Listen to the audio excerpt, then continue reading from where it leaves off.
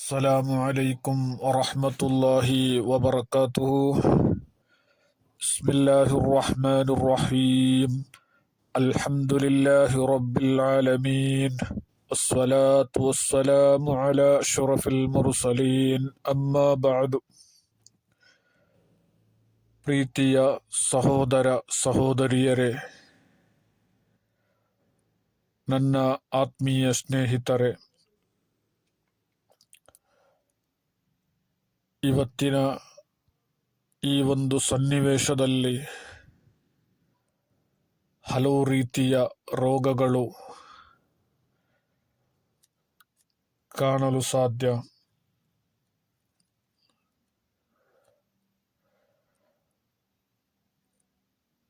ಮಾರಕ ರೋಗಗಳು. ಡಾಕ್ಟರ್ ಬಳಿ ಹೋಗಿ ಔಷಧಿ ಇನ್ನಿತರ ಟೆಸ್ಟ್ಗಳು ಮಾಡಿದರು ಯಾವ ರೋಗವೆಂಬುದು ಪತ್ತೆ ಹಚ್ಚಲಾಗದಂತಹ ಒಂದು ಪರಿಸ್ಥಿತಿ.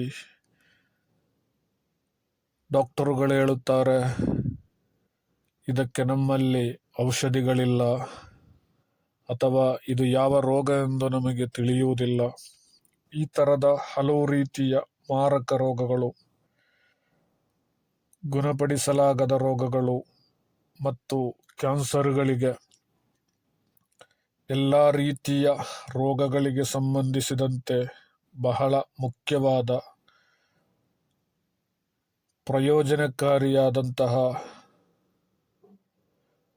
ಅಲ್ಲಾಹುವಿನ ವಿಶುದ್ಧ ಕುರ್ಆನಿನಲ್ಲಿರುವ ಒಂದಲ್ಪ ಸೂರತ್ತುಗಳನ್ನು ನಿಮ್ಮ ಮುಂದೆ ಹೇಳಲು ನಾನು ಬಯಸುತ್ತೇನೆ.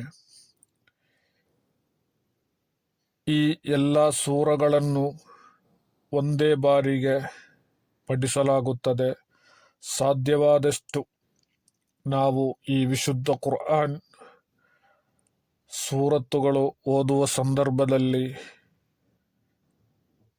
ಕಿಬಿಲಾ ಕಡೆಗೆ ಮುಖ ಮಾಡಿ ದೇಹ ಮತ್ತು ಸ್ಥಳವನ್ನು ಪ್ರತಿಯೊಂದು ಆಹ್ಲಾದಕರ ಸುವಾಸನೆಯಿಂದ ಸುಗಂಧಗೊಳಿಸಬೇಕಾಗುತ್ತದೆ. ನಾವು ವಿಶುದ್ಧ ಕುರ್ಆನ್ ಓದಲು ಬಯಸುವ ಸಂದರ್ಭದಲ್ಲಿ ಶರೀರ ಶುದ್ಧಿಯಾಗಿರಬೇಕು, ವುಜು ಇರಬೇಕು, ಕಿಬಿಲಾ ಕಡೆಗೆ ಮುಖ ಮಾಡಿ ದೇಹ ಮತ್ತು ವಸ್ತ್ರ ಸ್ಥಳ ಎಲ್ಲವೂ ಶುದ್ಧವಾಗಿರಬೇಕು.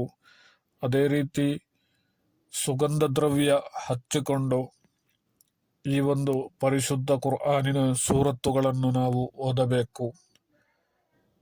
ಮೊದಲಿಗೆ ಫಾತಿಹಾ ಸೂರತ್ತು ಓದಿದ ನಂತರ ಸೂರತ್ ಅರ್-ರಹ್ಮಾನ್ 7 ಬಾರಿ ಓದಬೇಕು. ನಂತರ ಸೂರತ್ತು ಜಿನ್ನೆ 7 ಬಾರಿ, ಅದೇ ರೀತಿ ಸೂರತ್ತು ಯಾಸೀನ್ 7 ಬಾರಿ, ಅದೇ ರೀತಿ ಸೂರತ್ತು ನಜ್ಮ್ 7 ಬಾರಿ. ಇದನ್ನು ಓದಬೇಕಾದ ಸಮಯ ಪ್ರತಿದಿನ ಬೆಳಿಗ್ಗೆ ಮತ್ತು ಮಗರಿಬ್ ನಮಾಜಿನ ನಂತರ ಇದನ್ನು ಓದಿ ಮತ್ತು ಓದುವ ಸಂದರ್ಭದಲ್ಲಿ ಅಲಿವು ಎಣ್ಣೆಯನ್ನು ನಿಮ್ಮ ಮುಂದೆ ಇಟ್ಟುಕೊಳ್ಳಿ. ಇದನ್ನು ಕುಡಿಯಲು ಮತ್ತು ಆ ರೋಗಿಗೆ ಹಚ್ಚಲು ಬಳಸಿ. ಮಲಗುವ ಮುನ್ನ ಹಚ್ಚಬೇಕು. ಅಲ್ಲದೆ ಈ ಒಂದು ಸೂರತ್ತು ಓದುವ ಸಂದರ್ಭದಲ್ಲಿ ನಿಮ್ಮ ಮುಂದೆ ನೀರು ಇಟ್ಟು ಅದರ ಮೇಲೆ ಊದಿರಿ. ಅಲಿವು ಎಣ್ಣೆಗೆ ಊದಬೇಕು, ಅದೇ ರೀತಿ ಆ ನೀರಿಗೂ ಊದಿರಿ. ಎಲ್ಲ ಸಮಯದಲ್ಲೂ ನೀರನ್ನು ಕುಡಿಯಿರಿ. ವಿಶೇಷವಾಗಿ ಖಾಲಿ ಹೊಟ್ಟೆಯಲ್ಲಿ ಮತ್ತು ಮಲಗುವ ಮುನ್ನ ಈ ನೀರನ್ನು ಕುಡಿಯಬೇಕು. ಈ ಒಂದು ವಿಶುದ್ಧ ಕುರ್ಆನ್ 66 ದಿನಗಳವರೆಗೆ ಓದುವುದನ್ನು ಮುಂದುವರಿಸಿ ಮತ್ತು ಅಲ್ಲಾಹು ಜಲ್ಲ ಜಲಾಲುಹು ಬಯಸಿದರೆ 1 ವಾರಕ್ಕಿಂತ ಕಡಿಮೆ ಅವಧಿಯಲ್ಲಿ ನೀವು ಫಲಿತಾಂಶವನ್ನು ಕಾಣಬಹುದು. ಕ್ಯಾನ್ಸರ್ನಂತಹ ಎಲ್ಲ ಮಾರಕವಾದ ರೋಗ ಕಾಯಿಲೆಗಳು ಮತ್ತು ಚಿಕಿತ್ಸೆ ತಿಳಿದಿಲ್ಲದ ಪ್ರತಿಯೊಂದು ಮಾರಕ ಕಾಯಿಲೆಯನ್ನು ಅಲ್ಲಾಹು ಜಲ್ಲ ಜಲಾಲುಹು ಶಿಫಾ ನೀಡುವನು. ಇದು ಒಂದು ರಹಸ್ಯವಾಗಿದೆ.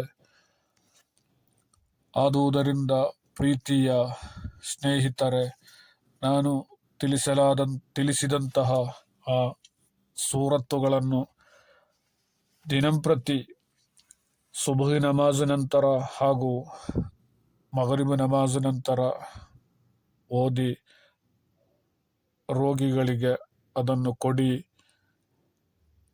ಶರೀರ ಫುಲ್ಲಾಗಿ ಅದನ್ನು ಒರೆಸಿ. ಇನ್ಶಾ ಅಲ್ಲಾಹು ಶಿಫಾ ನೀಡುವನು.